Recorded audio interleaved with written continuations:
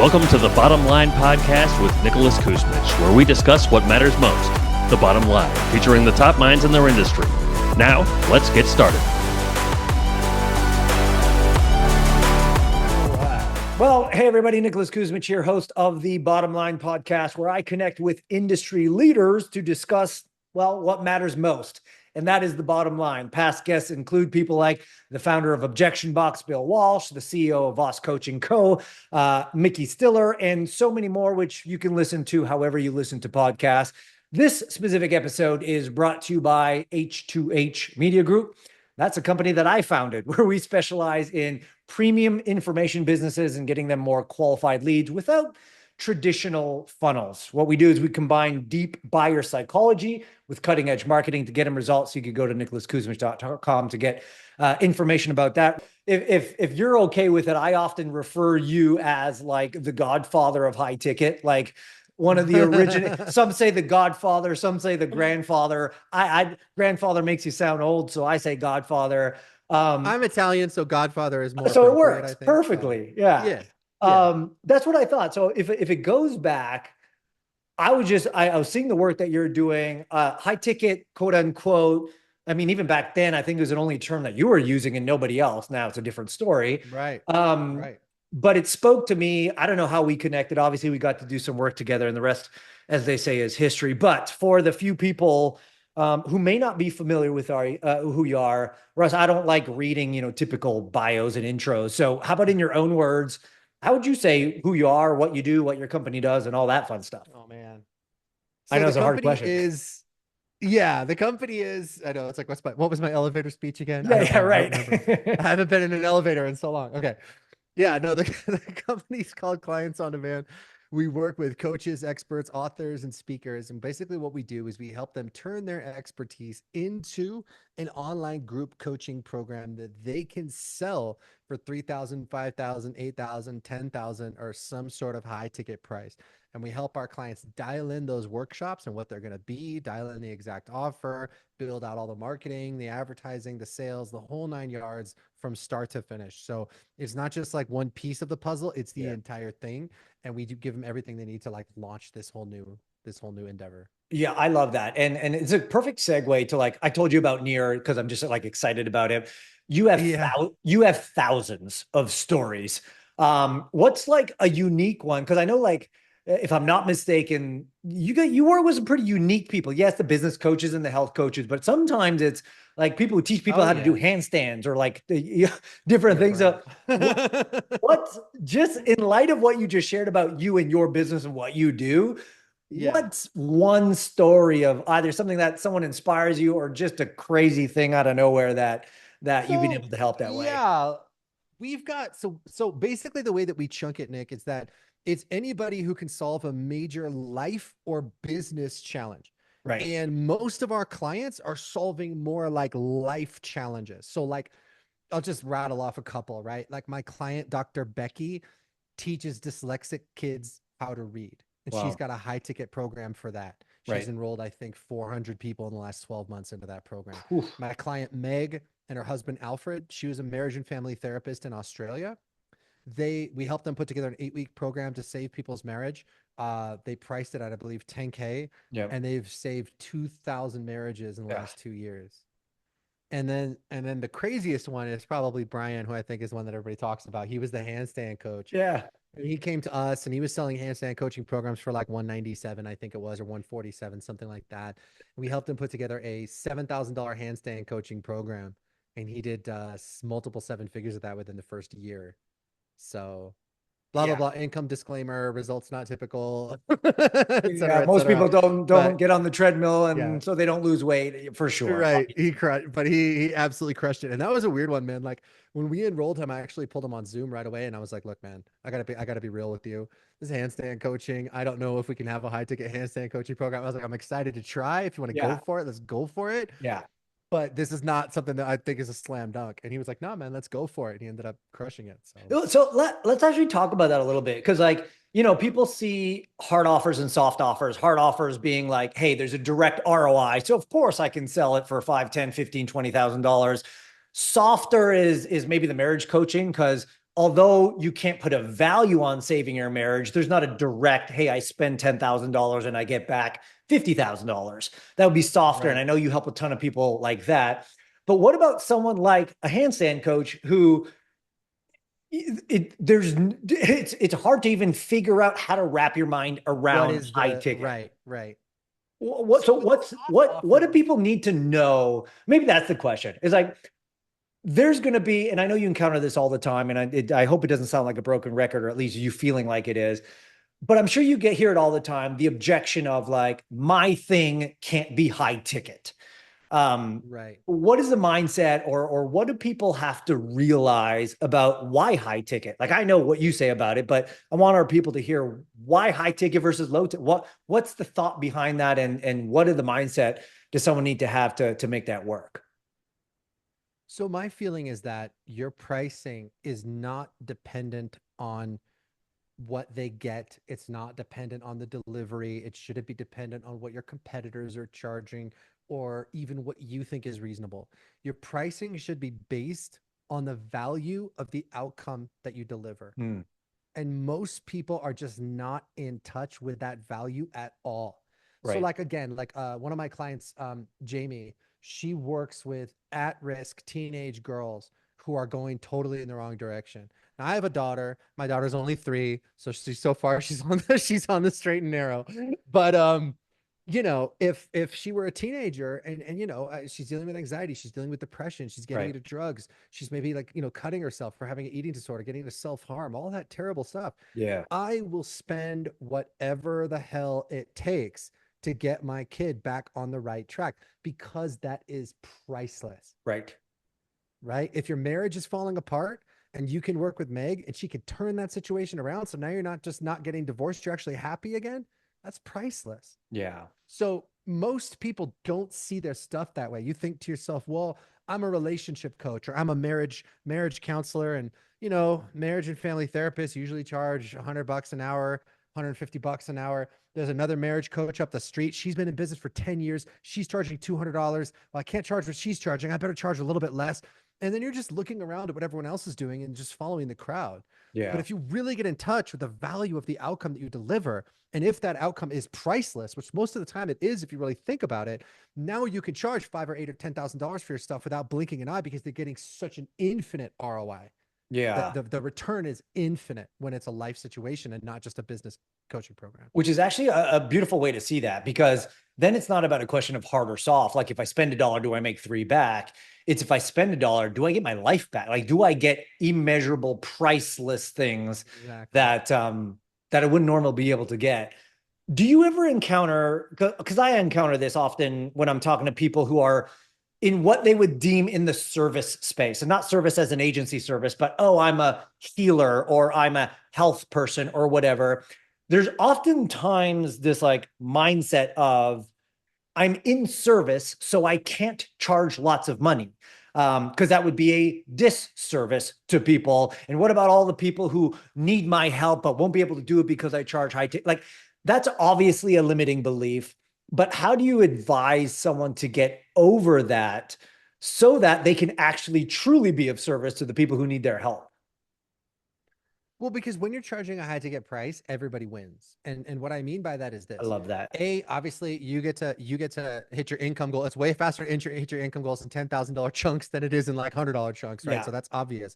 Yeah. But at the same time, you can work with fewer clients and still hit your income goals, which means you could give them a really amazing VIP experience. You could give them the attention and the handholding they need, because the stuff we're talking about doing, Nick, is not easy. Like like really saving someone's marriage, if you think about it, isn't easy. They're coming to you. You don't know what the hell's going on. Right. You don't know what they're fighting about or how long they've been estranged or what's up, or you don't know anything. So to save that marriage and step in, that situation is going to require a good amount of handholding and a very high level of expertise. And if I've got, you know, 1,000 people in my program, I just can't do that. Like you can't give them the level of handholding. So it's like, do you want to make a little bit of an impact on thousands and thousands and thousands or millions of people? Or do you want to like save someone's marriage and then do that 1,000 times or 2,000 times? right? Right. To me, our clients are more about like, no, let's fix the problem. Like, I don't want to hand someone, again, going back to that thing about like your daughter, right? I could have an ebook and maybe someone reads that ebook and they get some value out of it, but are they really going to save that kid's life by reading an ebook?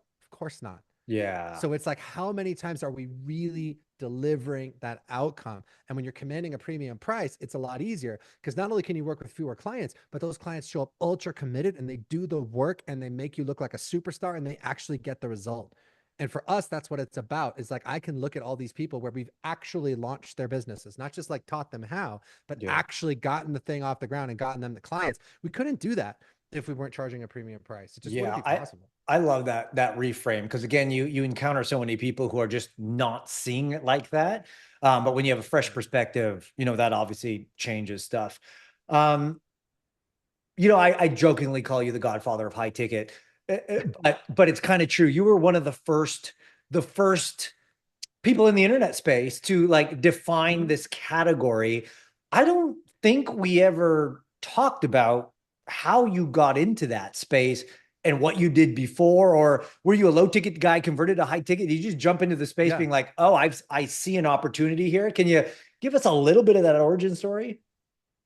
So yeah, well, I won't give the origin story. I'll give the low ticket to high ticket origin story. Okay. So man, I was doing low ticket and I would do launches and we would launch programs or ebooks or video courses or whatever from anywhere from $7 to like $97. And we would do a launch, we would sell thousands of copies of it. And honestly, man, everybody was happy. The reviews were good, the refunds were really low. The customer feedback was like fantastic. But, I would check in with people who bought the program and I'd say like, hey, Nick, I saw you bought that video course. I'd be like, oh, dude, Russ, that video course was awesome. And I'd be like, great, man. What did you do with it? Oh, I've got like 5 or 6 other products that I've bought. I got to get to those first and then I'll get to yours. And so I kind of just realized like, yes, I'm making money. Yes, I'm putting out good products. Yes, people are enjoying them, but nobody's doing anything. And it honestly, man, it started to like bother me a little bit because I was like, what am I doing this for? Like, why am I putting all this stuff out there and I'm not really making an impact? I'm not really making a difference. Right. Yeah. And so then I thought to myself, well, what would happen if I just flipped this whole model on its head?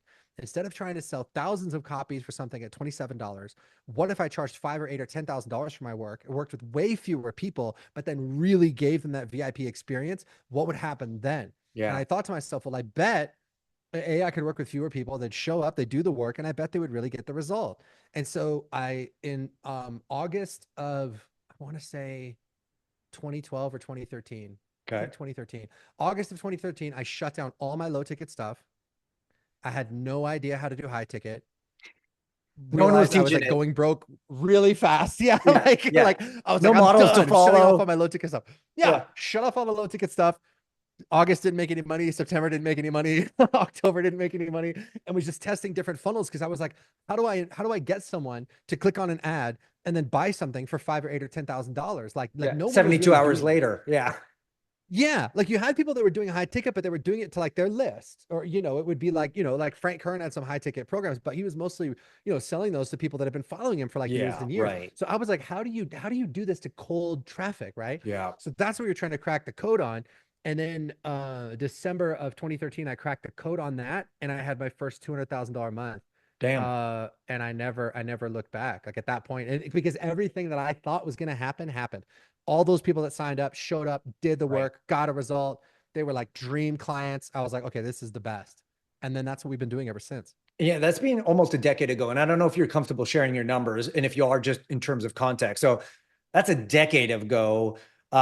You've really set the stage and set precedences for anybody who's considered high ticket now, is a byproduct of almost modeling stuff that you've done in the past. Just for context, and if you're not comfortable, you don't have to share, but like, what kind of numbers are we talking about in the last 10 years from December? So we've had 6,000 plus clients, over $100 million in revenue at this point. And we still have, 5-star reviews on Trustpilot. We have hundreds and hundreds of 5-star reviews and, lots and lots and lots of happy clients. So we've seen, it kind of spawned, and I didn't think this was going to happen, but it kind of spawned this whole like high ticket space now where like, there's like a little cottage industry has grown up around it with like appointment setters and like a high ticket closers and, like all this different stuff. that just kind of came out of the woodwork. But yeah, as far as I know, man, we were the first people to run just an ad into like a webinar or video into a Yeah. phone call Yeah. into getting a new client. That like Ma- whole book a call approach. Like I'm pretty sure we were the first people to do it. Yeah, it's fascinating because like nobody know like did you ever know Corey Rudel? Yeah. So like to me, like Corey's, I guess the godfather of all internet marketing. He was the first guy who, as far as I know, ever Yeah. taught someone to sell something on the internet. I bought Car Secrets Revealed in his first ebook course, which is what got me started. And then is it Armin Morin who started the big seminar and like and then so Yeah. you see the history of like our entire industry. It's funny every time I talk to Dean Jackson, like he's the guy who created the opt-in page. And like I nobody gives know. him credit for it, but It's so nuts. what would the industry and then we're talking to you and like the Right. guy who created a cold traffic funnel to sell high ticket, and now to your point, all the iterations of that. Now it's not even just setters and closers, it's AI who's getting involved and trying to sell high ticket, and it's become a bit of a crazy world. But to see the trend that you set, I mean, on behalf of the internet marketing industry, thank you for your work, because Oh, it's thanks, man. is That's is great. changed it's changed a lot. But 10 years is sometimes a long time, not sometimes not a long time. If you look back on those 10 years, starting obviously December 2013 was a big thing for you. Are Yeah. there one, two, or three, let's just call them tipping point experiences that just turned clients in demand into what it is today? Like, do you recall some of those experiences? And if so, what were they and some of the learnings that you could share about them? Oh man, that's a big question. I gotta think for a minute. So having our first, that first $200,000 That's a month was big huge. milestone. That was like a big proof of concept. And well, Um, let's even start there then. What was different between November and December that yeah. went from not that to that? Was there something you did or something that was cracked, or was it the heavens opened up, or like how did that Mm, happen? No, the approach just clicked because Ah, it was like, how are we going to do this? How are we going to get people from clicking on a Facebook ad yeah, to enrolling in a high ticket offer? And what ended up working was having people click on a Facebook ad, going into an automated webinar. yes, But even then, it's like, what's the schedule for the automated webinar? right, Like you sign up for the webinar. When is it happening? right, And what ended up working, because that's all I was doing. Like those months I wasn't making any money. I was just spending money on ads, just testing different variations. And what ended up working was a just-in-time webinar where you right, click it and you go to the webinar page. And it's like, oh, the webinar is starting in 15 minutes. right. But man, we used to make people sit there for 15 minutes before the freaking webinar started. And then they would watch a 40-minute webinar and the call to action would happen at about minute 40, Yep. and then they would apply, and then they would book a call. So even with a funnel that's simple, there's still a lot of stuff you have to test. It's like, what is the landing page going to look like? What's the copy going to say? What are you going to say in the automated webinar? Like, so all these different things. But that was when the funnel clicked, and then we Yep. saw the calls getting booked into the calendar, and the people Yep. were super pre-sold and just enrolled like at a really, really good clip. And that was another thing I had to figure out too, is how the hell do I do this enrollment conversation? I don't know how to do Sure. this. Like, right? I mean, I Well, didn't know how to so do any of that stuff. So I kind of just had to figure something figure out. it out as you go. Well, let's talk a little bit about Yeah. that. I'd like to come back to some of these tipping point experiences because it sounds like, if I heard that correctly, there was a lot of intentional application, not so much throwing stuff up against the wall, but you're being intentional about all these various things that could work together, and then it was just a matter of the combination lock kind of fitting in. And I think there's something to Yes. say about that, um, because all too often we see, at least in our world, where everyone's like, okay, well, give me Russ's lock combination because it worked for him. Now it's going to work for me, not realizing that sometimes your combination is slightly different. And rather than like just hoping for the best by throwing one thing out there and expecting it to work every time, is there something to be said about figuring out your own combination and working on it until it does in fact click? Because that click could be different for different people depending on a whole variety of stuff. Yes, that's absolutely true. Um, yeah. I mean, we just, we I So at the time, man, you have to remember the conventional wisdom was you can't send people from I remember I heard this over and over again. You can't send people from a Facebook ad to registering for a webinar. And the analogy everybody always used was, well, that's like asking somebody to marry you on the first date. Yeah, right. And I'm like, well, if you're like Nate Kuzmich, you can do that kind of stuff. But it was just like the conventional wisdom was that was not possible. Right. And I thought, hey, maybe that's true, but I'm damn sure going to test it and find out. Right. Because if it's not true, it would be a game changer.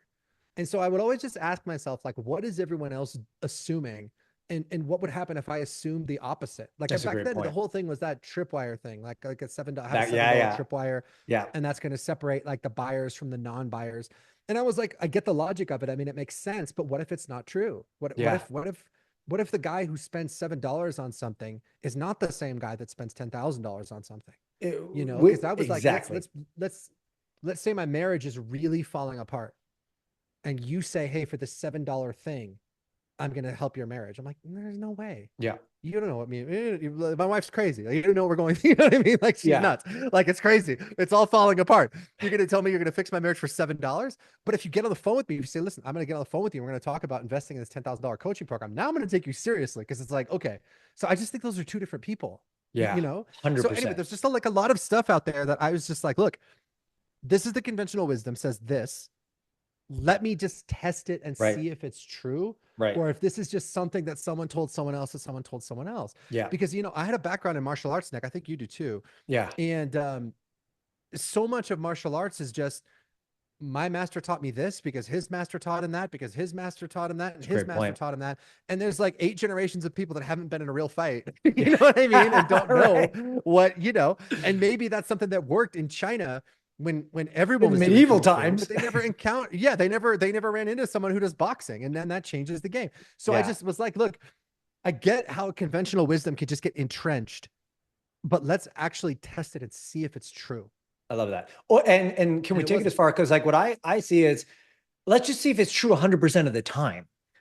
Right. Yes. Because do tripwires, I get that argument all the time, because you've ingrained into me over the years, and I attribute a lot of my current mindset towards business and the high ticket to you. So thank you for that as well.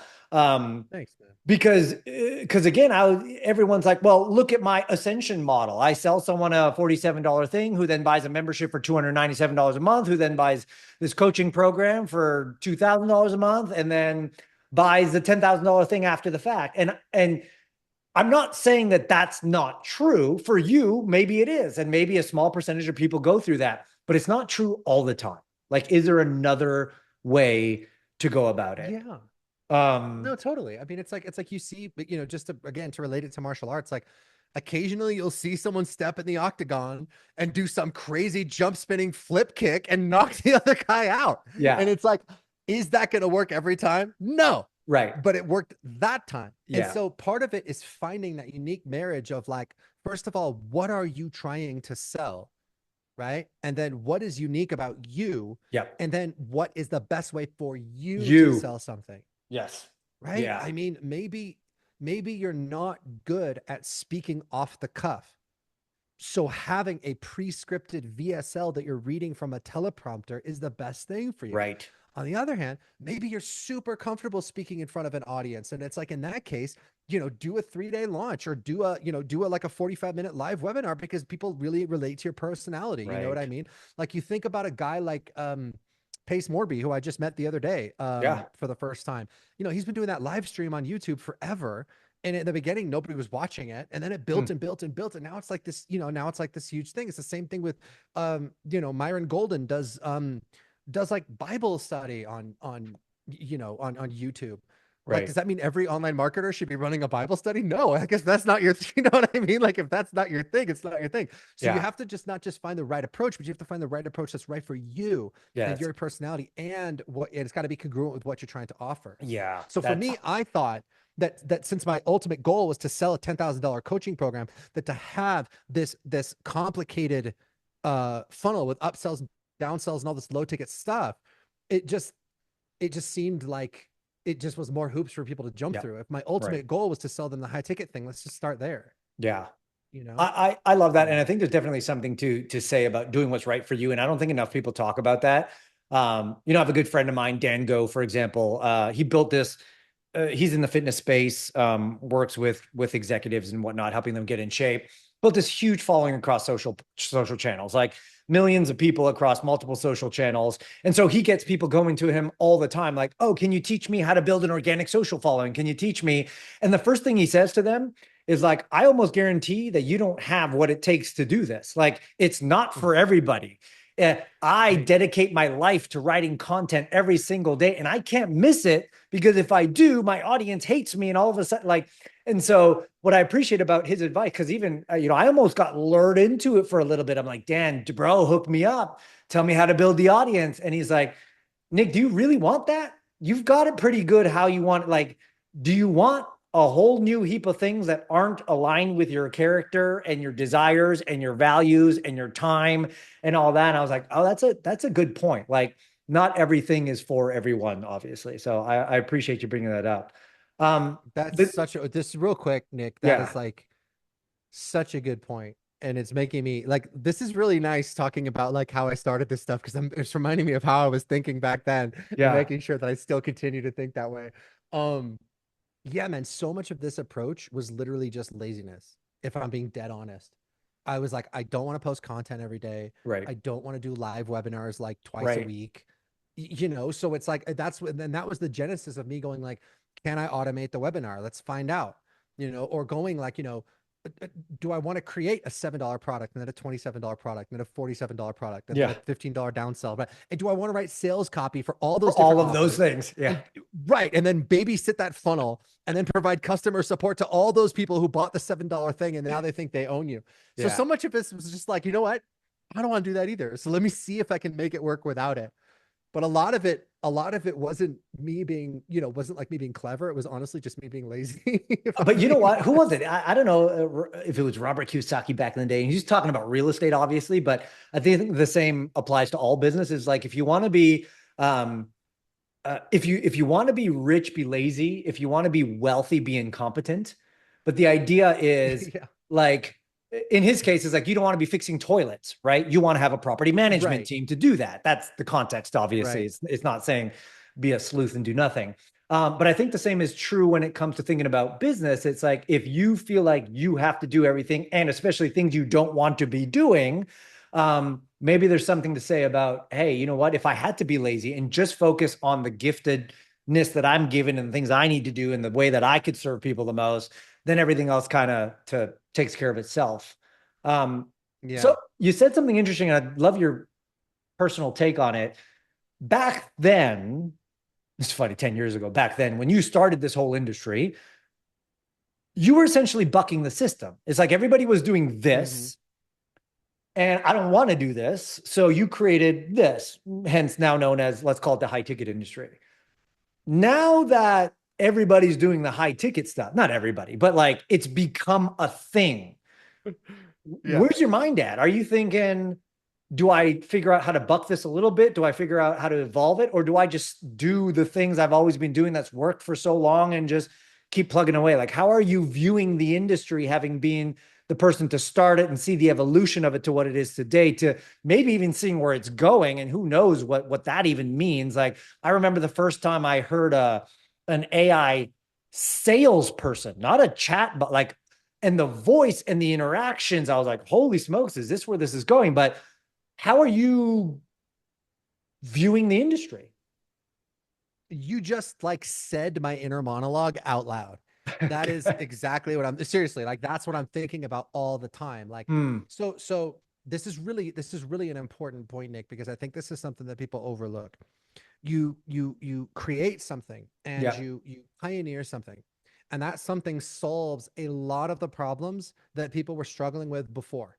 Right? There's a new paradigm that's come into Yep. play. A new Okay. 4 minute And mile. so Yeah. you Exactly. And then people adopt this paradigm and begin to go, oh, well, you know what? Why am I selling a $7 book when I could sell a $7,000 coaching Yep. program and I could work with 6 people a month and make $42,000 where I'd have to sell thousands and thousands of copies of this freaking book? Why don't I do that? Right. So then everybody begins to jump on that. Yeah. And if you're the one who's teaching that, your goal is to defend that and to promote that.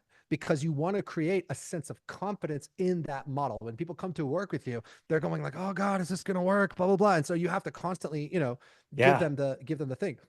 But at the same time, and this is what gets so difficult, there needs to be that little voice in the back of your head that says, what sucks about this? What sucks about this model? What do people have to do that they don't want to do? And it's very difficult to hold those two things in tension at the same time. So because you got to defend it and fight it at the same time. Well, right. It's like, I don't know what version of the freaking iPhone we're on. I think we're on like iPhone 16, right? So they're rolling out the iPhone 16. They're doing their presentation. They're talking about the iPhone 16 like it's the greatest thing since sliced bread. You know, they're already working on like the iPhone 25 in some lab somewhere. That's way more awesome than what they're pitching. But they still have to pitch that thing like it is the greatest thing in the world, even though they know there's something better. And so then you run the risk of making like the Blockbuster mistake, right? Where the Blockbuster video, they were like, what sucks about renting videos? What sucks about renting videos is that you go to this local place, they have like 2 copies of the movie you want to see. They're both checked out. There's nothing fun about going there. And they were like, look, what if we made this fun? What if we set this up so you could always get the movie that you want? There's tons of copies of everything. If there's a new release, we got like 50 copies of it. And that was a new paradigm, right? But they stopped asking what sucks about this. What sucks about it is I still have to get in the car and I still have to drive to Blockbuster and I still have to rent the video and I still have to bring it home and then I got to rewind it and then I got to bring it back. And if I don't rewind it, you're going to charge me. It's all this, you know, there's a lot that sucks about it, right? And by that point, they had thousands of stores or whatever. So now it's really hard to continue to think that way. Right. Then Netflix comes along and goes, well, wait a minute. What if you didn't have to go to the store at all? What if we just sent the DVD to your house? And then it became, well, what if we just stream it? And now you can watch whatever you want. And now that's the new paradigm, right? So in the coaching space and in the high ticket coaching space, right? It's very difficult to project certainty in what you're doing now because you know that what you're doing now is working, but at the same time, be aware that there is going to be something better, guaranteed. Because otherwise, what you would have discovered is the end all be all of whatever it is you're working on. And that just doesn't exist. There is no end all be all microprocessor. There is no end all be all cell phone. There is no end all be all, you know, method for selling a coaching program, right? So that's something that like I've tried very hard to do over the years is to continue to refine and adapt what we're doing. And at the same time, be aware that somebody somewhere, hopefully it's me, but somebody somewhere is going to have some breakthrough of some brand new way to do this. Like, so for example, Cole Gordon integrated, I don't know if he was the first person to do this, but he was the first person that I heard about doing it, just integrating appointment setting into the funnel. Right? Where people are opting in with their name, email, and phone number. And you're following up with them like we always have. And now he has appointment setters call those people. And that increases their lead flow, right? Like that's a really simple tweak, a really simple improvement, but it makes a big difference if you do it right.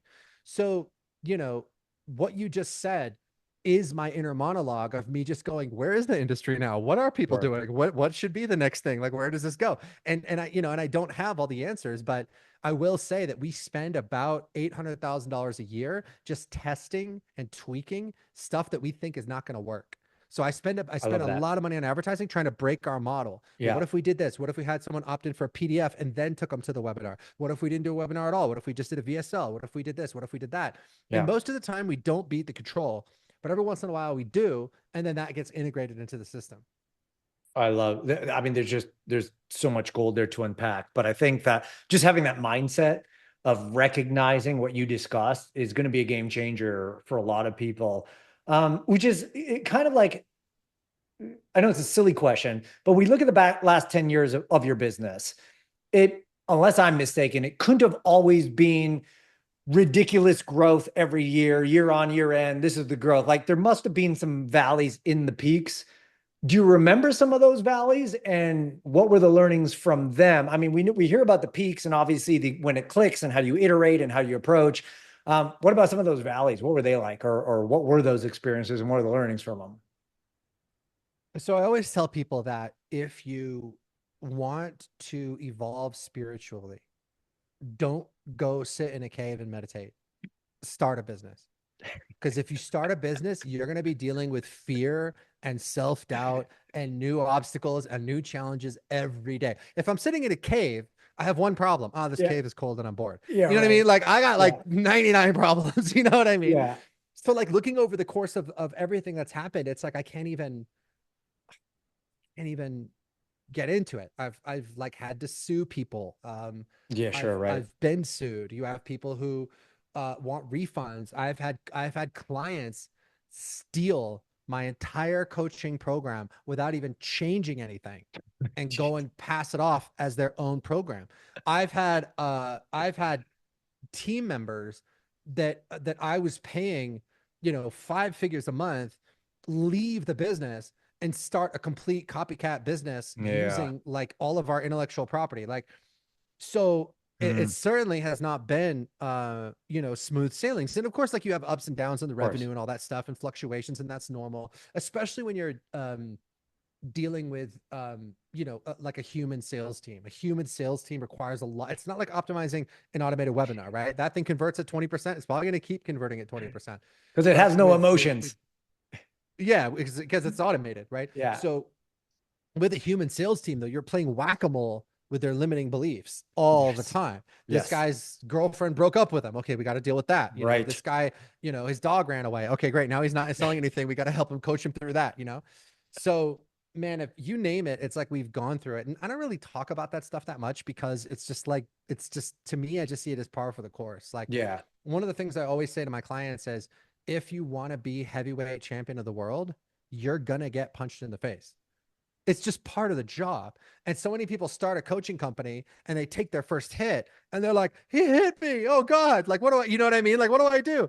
And it's like, bro, this is what you signed up for. Yeah. This is the name of the game. Well, that's how you get stronger and more resilient and more powerful and more confident. Like, and that's what you get to take with you, because maybe your business will succeed and maybe your business will fail, but who you become along the way is something that stays with you forever. I love that. And I think we just don't talk about that part enough.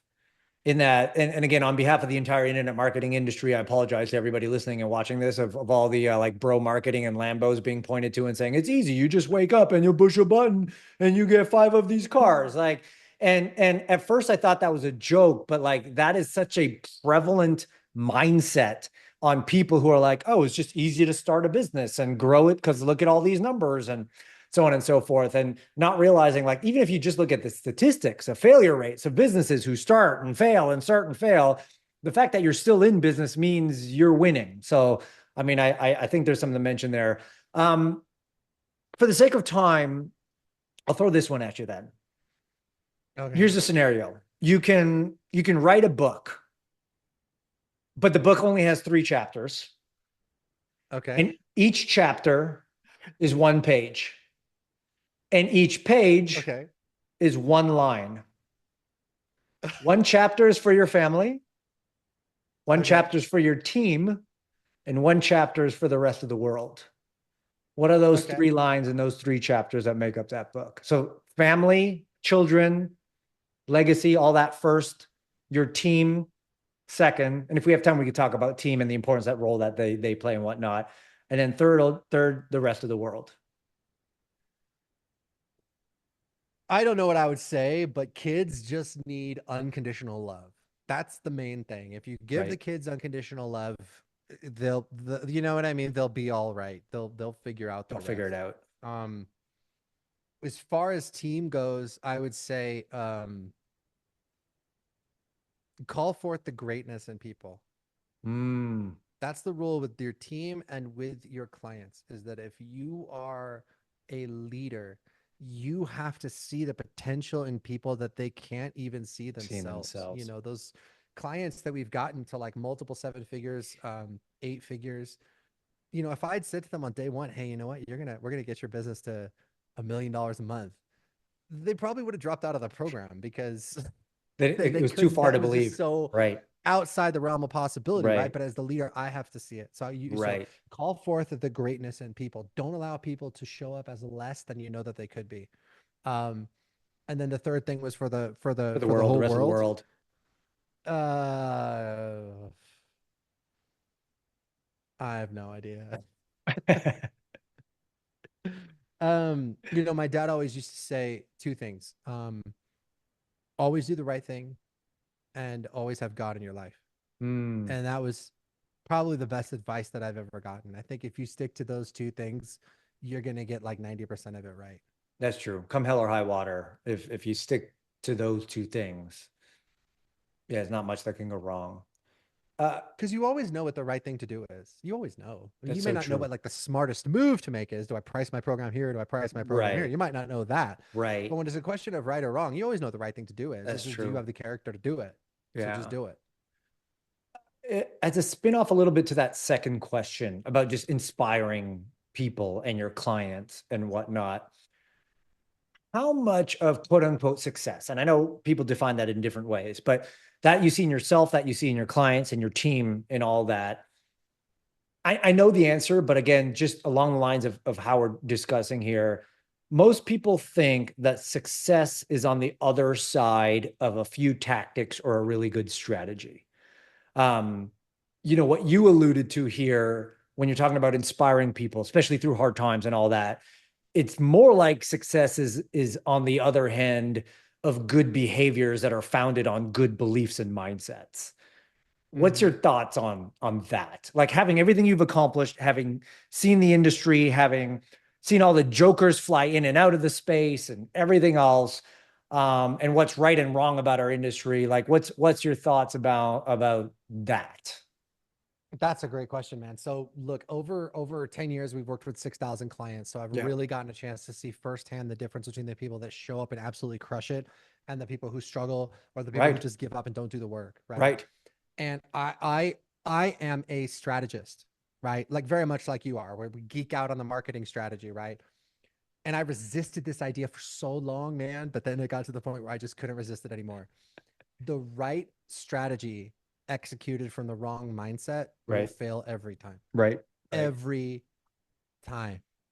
You will find, if you do not have your head straight, you will find a way to self-sabotage or to sabotage even the very, very best strategy. So that's why at my company, I went out and I recruited some of the best mindset and performance coaches on the planet. Like my head mindset coach, Jane, got certified by Tony Robbins when she was 13 because her mom worked for Tony. Wow. And she said, "Mommy, can I do this coach training?" And Tony was like, "Yeah, kid, if you can find a way to get out there, you can do the coach training." Right. So she goes and she does the coach training. She was 13. She's 50 now. So she's done nothing but the highest level mindset coaching for 37 years. Now, look, I was like, I don't need any of that stuff. I'm just going to teach people how to do the ads. I'll teach people how to do the webinars. I'll teach people how to do the calls, and we're off to the races. We're good to go. But no, because what stops people, man, is fear and self-doubt and self-sabotage and imposter syndrome and unworthiness and toxic beliefs about money and toxic beliefs about themselves, beliefs about other people.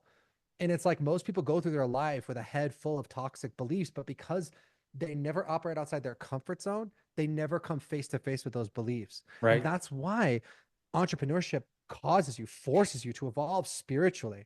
I mean, and the bigger problems you're willing to tackle, the wealthier you're going to get.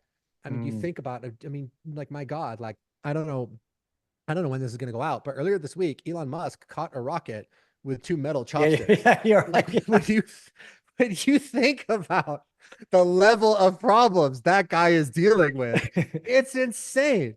Or even like Jeff Bezos, like, I can order something on Amazon and it will be at my house by 2:00 that afternoon. Think about how many incredible, impossible problems they had to fix to make that happen. They need to know what people are going to order. They need to have the logistics chain perfect so that it's close enough to your house that we could get it there by 2:00. I mean, it's insane. But they're willing to tackle problems at that level. So having that mindset where you can not just accept challenges, but appreciate challenges and be grateful for challenges and persevere through challenges is indispensable. And that's really the difference between success and failure. Yes, you need the right strategy. Yes, you need a good strategy, but somebody with a bulletproof mindset will find a way to win no matter what. No matter what. The good strategy can only shorten the learning curve. Yeah, I met Jane. I was, you had me, I think, sharing one of your masterminds back in the day. And that was the first time I saw that, because I saw so much emphasis on mindset, and me being a strategy tactic guy, I was like, what's happening here? And then I don't know if I asked you directly or indirectly, but I remember saying, like, Russ, what's the deal with this? And you said a version of what you just said today, which actually changed the game for me, is realizing I could spit out all the best strategy tactics in the world, but if people can't overcome their limiting beliefs and their negative beliefs and their self-sabotage, and that's clients, but also, like you mentioned, your internal sales team, when they're going through stuff, they've got to be coached. And then it's when I'm a believer, and I'm not, a salesperson by any means, but I'm a believer now, especially if you're selling something of value. As a salesperson, you're not selling anything. You're a life coach to the person on the other end of that call, walking them through them fears and their negative beliefs and their concerns. And like, that really is the crux of it all. And so, I mean, maybe the takeaway is, if there's something to invest on top of sales and marketing and mentorship and all that, one of the things is like getting over the stuff, enroll in the University of Hard Knocks by becoming an entrepreneur, and then investing in how to figure out and overcome all these things in your life. Cause they're real. And unless we're ever faced with them, who knows? And it's so funny, man, because like it's so hard to sell mindset. Like we don't even tell people that we have mindset coaching in our program. Right. Because if I go, hey man, we're going to coach you on your mindset, they're like, oh, my mindset's good. And then it's like, cool, go spend money on Facebook ads. Oh, wait a second. Mindset coaching. Yeah. Hold on. Yeah. So it's really not until people get pushed outside their comfort zone that they go, okay, wait, maybe I need some mindset help. So yeah. But man, it's like you do jujitsu, right? Yeah. Yeah. So I just got my son in jujitsu, right? Oh, I love it. So I went and I picked him up, and and he was like crying because he was rolling with this kid who's been doing it for like a year. Yeah. He's getting submitted and submitted and submitted and submitted, and he's getting frustrated, and he's getting angry. And I'm sitting there going, like, if I could keep him going to jujitsu, he is gonna be so tough when this is over. Because those first day you show up, you're getting your butt kicked. Yeah. And you're getting your butt kicked again, but you get a little stronger and a little smarter, and then all of a sudden you're winning in tournaments. So it's very similar to entrepreneurship. It really is. Yeah, it is. I tell anybody who's thinking about joining jiu-jitsu is just get through the first 6 months. If you're going to hate every second of it, it's not going to be fun, and you're going to be embarrassed, and everything that could go wrong will go wrong. But if you can get through that first 6 months, then the other side of it is where the tides turn a little bit. I think that should probably be a disclaimer for anybody who gets into business. It's like, just get through the first 5 years, and then things might get a little bit easier, probably not, but like, just prepping them instead of what the bro marketing is and all that stuff. What I love about this conversation is that we're looking at like the evolution of an industry over 10 years, what you've done personally over those 10 years, how you've adapted from a marketing, a business mindset, all that in 10 years. I know the answer when I ask a question like, would you do anything differently, is naturally no, because everything that was done was led to the point to get you to where you are today. But would you do anything differently? Were there times you said, if I could have just made this decision versus that, or approached that person differently, or executed this a little bit differently, things might have been different? So many things. Many things, Nick. Like, this would be a whole other conversation, right? Yeah, man. I would say that the biggest mistake I made was not having the mindset that we talked about earlier, where I am fully invested in strategy, but at the same time, very actively trying to tear that strategy up and figure out the new thing, right? It's very hard to do that. So there's a lot of years where I was just like, we got this, it's all good. And I was innovating, but not as hard as I could have been, where I was actively trying to poke holes in what I was doing. Right. So that was the first thing, is that complacency. It's hard not to slip into that. And you see that with achievers of all kinds. Yeah. A team will win the Super Bowl 2 years in a row, but they can't win it for that third year in a row. Right. The other thing is not understanding that the business is its own separate entity. Okay. So there were a lot of people that I had on staff. I let our payroll get very, very big, and I was very generous with comp. And it eventually, honestly, it like bit me in the ass, because I was like, I'm a generous person. I can afford to give people this, but it's not me. It's the business. Right. And if and there might be stuff in your personal life that you overlook. Like, let's say you got some kid that washes your car, and he does a pretty good job, and he's a nice kid, but he kind of does an okay job, but he's a good kid, and he's, he's been my neighbor's kid. I've known him for a long time. I'm just going to have him come and wash the car, right? You can do that in your personal life, and you can go out there with a car that doesn't look as good as it should be, and you're making this kid happy, and you're happy, and everyone's happy. Sure. You cannot do that with your business. That's such a good Your point. business demands the very best, and anything that you do that is contrary to the health of your business, no matter how well-intentioned it might be, will turn around and bite you. Like, there were people that I kept on the payroll that I literally didn't have anything for them to do. And I was like, but if I let them go, then they're going to be struggling to find a gig, and we'll figure out something for them to do, and blah, blah, blah. And you cannot think that way. Like, the business always has to be the top priority before yourself, before anyone on the team, before anything. And that was something that took me a long time to learn. That's great. Did I learn it? That's great advice. Yeah. Okay, I got one last question. We'll close it off. Not what's your thoughts on God and hell and heaven and all that, but actually, before we do that, like, speaking of which, I'm sure there's people who are inspired, people who are experts in their field, people who say, I want to have a coaching business and I want to charge high ticket and I want to learn the proper ways to do that. Where's the best place they can figure out how to work with you and clients on demand and that whole process? Yeah, just book a call to talk to us. We'll get on the call. We'll talk for like 45 minutes. You can tell us what you want to achieve, what's working in your business, what's not working in your business. And we'll put our heads together. We'll help you come up with a start to finish game plan to get where you want to go. And if you want us to help you do that, cool, we can help you. If not, that's cool too. But the place to go is clientsondemand.app/apply. So clientsondemand.app/apply. Awesome. And we'll obviously include that in the show notes for people to click over. And again, I couldn't recommend anyone who's considering to do this more highly to go do it. Russ has both directly and indirectly had great impacts on what I do in business and life. So I appreciate that. And I can't recommend that more highly. Okay. Here's the last question. And it's about people, and it's on pretending you're at a banquet. Let's call it the Oscars or the Emmys or whatever it is. You're being handed a lifetime achievement award for everything you've done up until this point, for being the Godfather of an industry. But whatever you want to be remembered by. The question really is, and what I want to know is, who do you thank? So who are the colleagues, the mentors, the friends, the people, who are the first people that come to mind, business partners, whatever? Who would you want to acknowledge and why? I'd like to thank the Academy. I'd like to thank the Hollywood Foreign Press Association. Absolutely.